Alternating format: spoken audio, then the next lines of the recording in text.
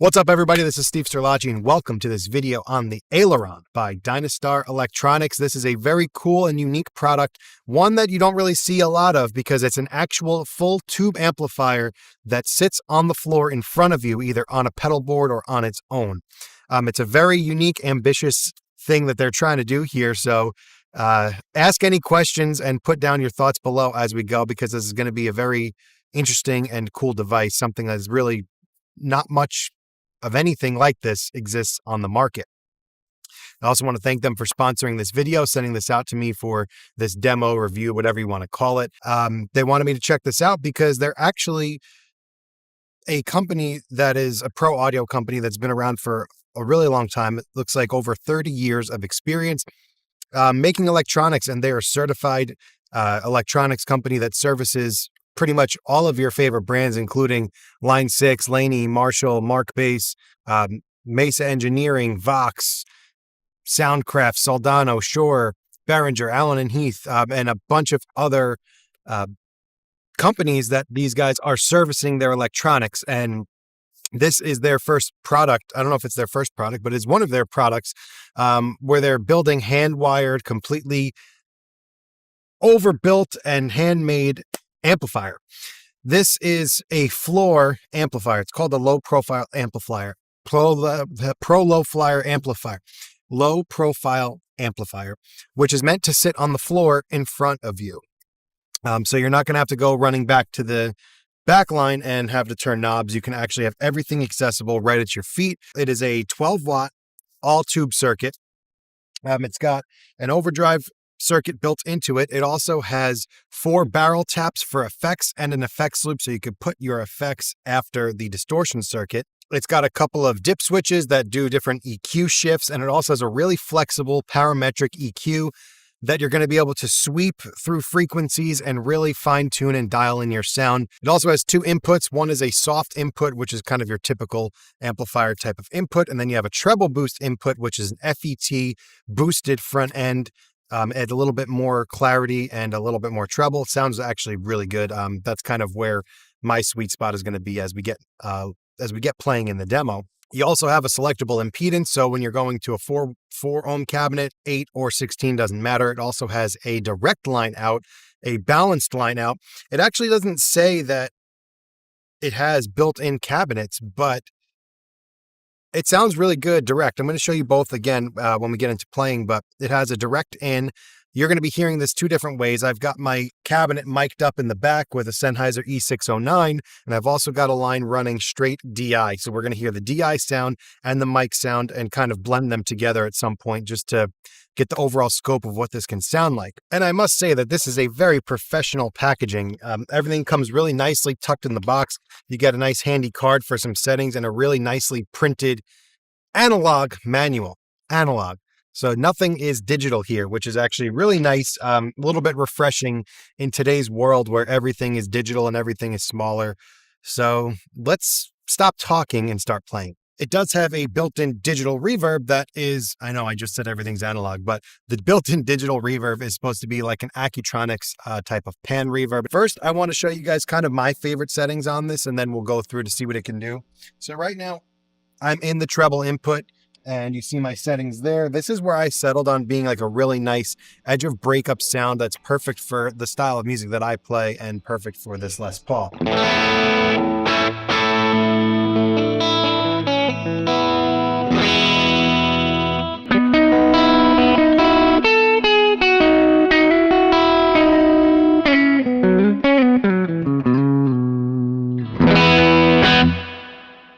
So it's got really nice touch sensitivity and clarity with this setup. I really like this for pretty much like a bass sound. Like if I were to just plug my pedal board into this, I would call it a day and be fine.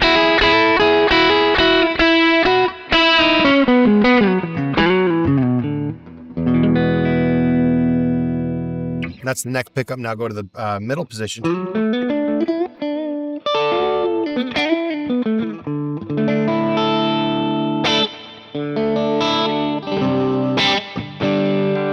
And now bridge.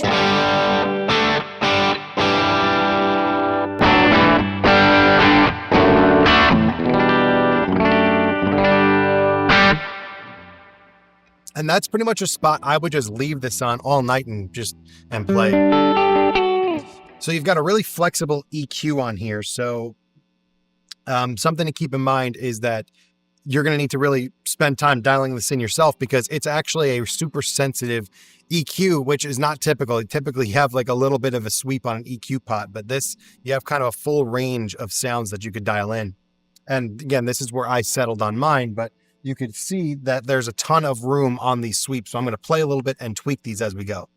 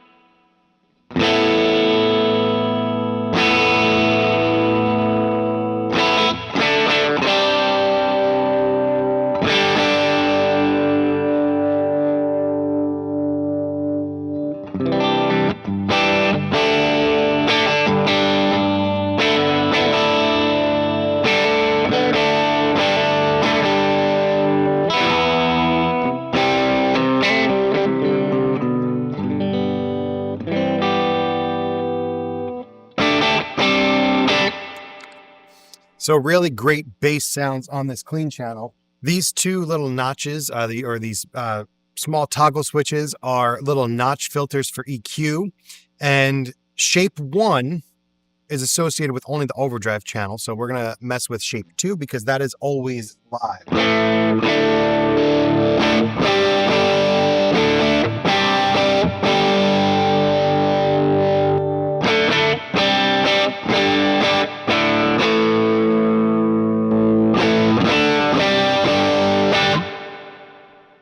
So you see that gives a little bit more beef to it. I'm curious to hear how that's going to sound with the overdrive channel. Speaking of which, let's click over to that and put the overdrive circuit on.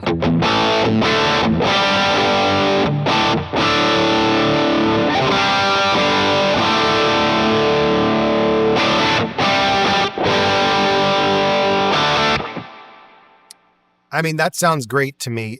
I typically do not like amplifiers that are shared EQ sections, but I guess being that they have so much experience with electronics, they thought of that. And the shared EQ, even balance wise, there's no other volume for the overdrive channel, so that actually matches up pretty well, right?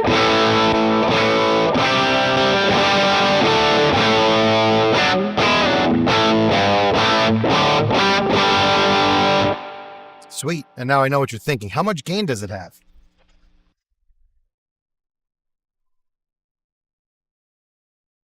Let's up that gain.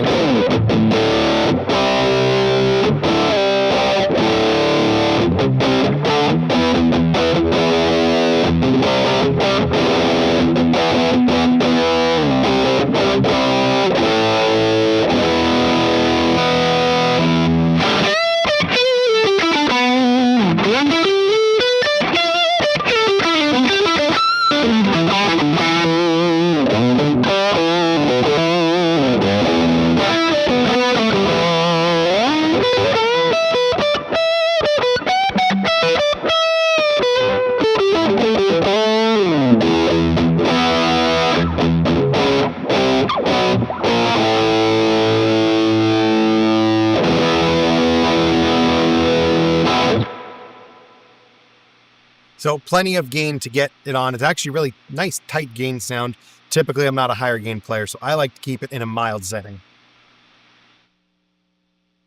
This is probably where I would live with it.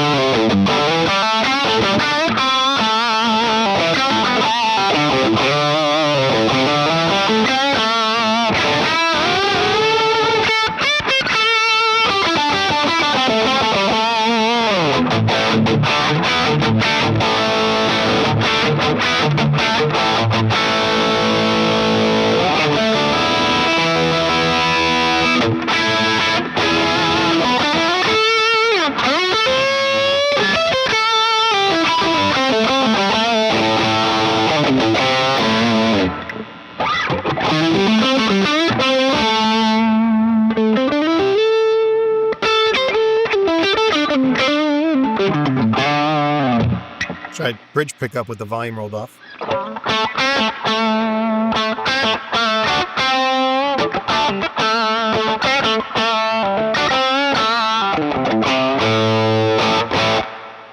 Nice. That's probably a little bit more gain than I would typically use, but that does sound righteous and awesome. Just really easy. Roll down the volume, get some little less gain.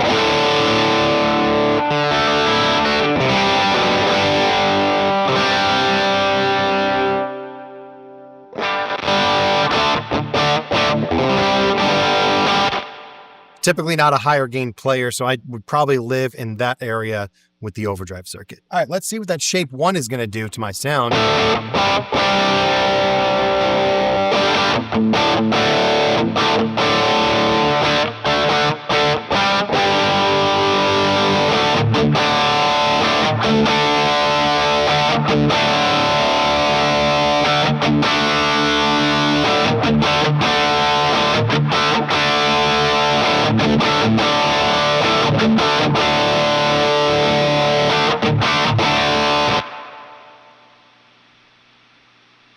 Cool, so you've got those a little bit more apparent with a little bit more gain, but they're just guitar-friendly frequencies that are being pushed.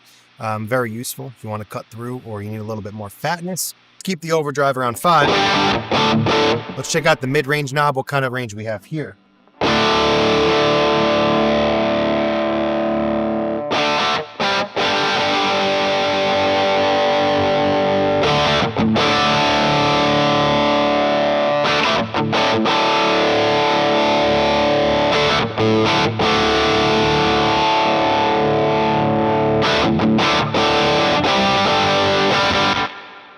That's that classic EL84 sound, man. I really like that.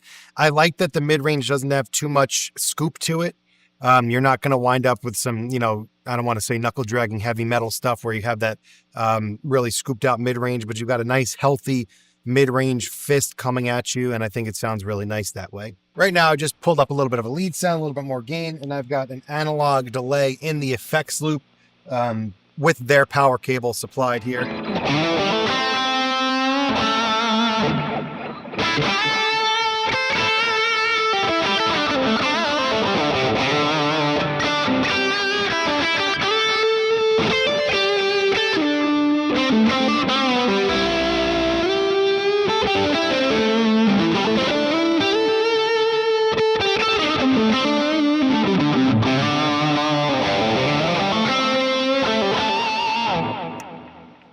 So effects loop works great. Not much to that. It is very convenient to have if you put this all on one single pedal board for sure. And let's check out the reverb. Let's check out the range of this. So if I just max out the reverb, go with a cleaner sound.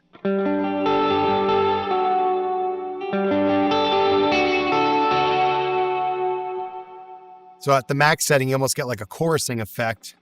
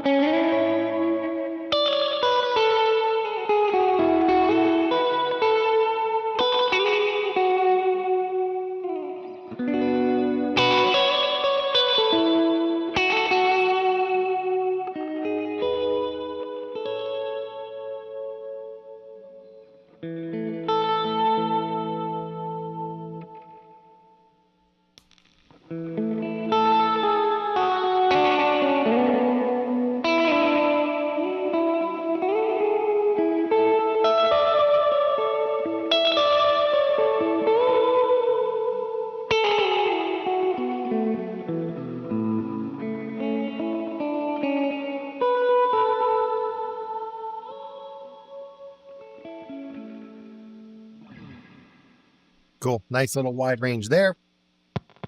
Even at level 5, you get a good reverb. Oh, let's turn the delay off. So this is level 5 reverb.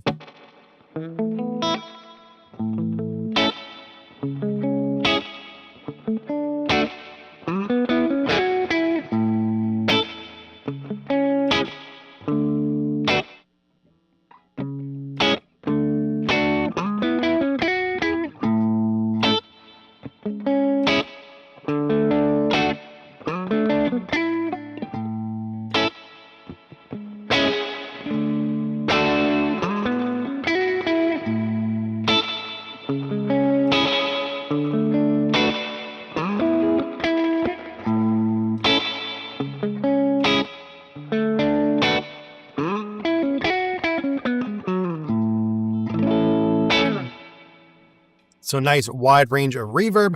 And now probably the most important piece of this is parametric EQ. So for this, I'm going to set up a little loop. Again, this is going to be something more useful for playing in a recording session or playing live with a band. This will be an excellent solo boost or just a good way for you to find and carve your way in a mix. So just get a...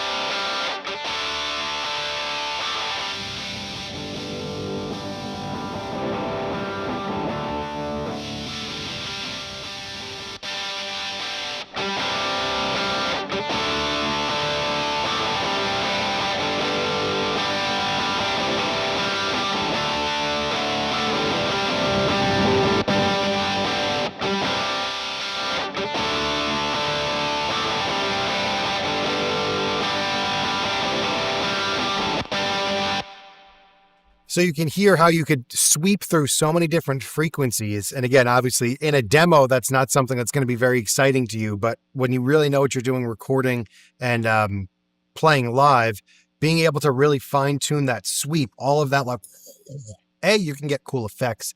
Those cool lo-fi and scooped out sounds, really exaggerated frequencies, give a very cool vibe to some parts, but also you'll be able to find your space in a mix at more subtle settings. So you can go literally from super subtle parametric EQ to very drastic lo-fi, interesting, weird sounds. It's a really flexible tool and definitely something, even if you don't do it on here, I suggest you looking into really getting comfortable on a parametric EQ. All right, so that is the Aileron from Dynastar Electronics. I want to thank them for sponsoring this again. Thank you guys for sending this out and trusting me with your product. Hope you guys liked it. If you made it this far in the video, thank you for watching. I'll see you in the next one.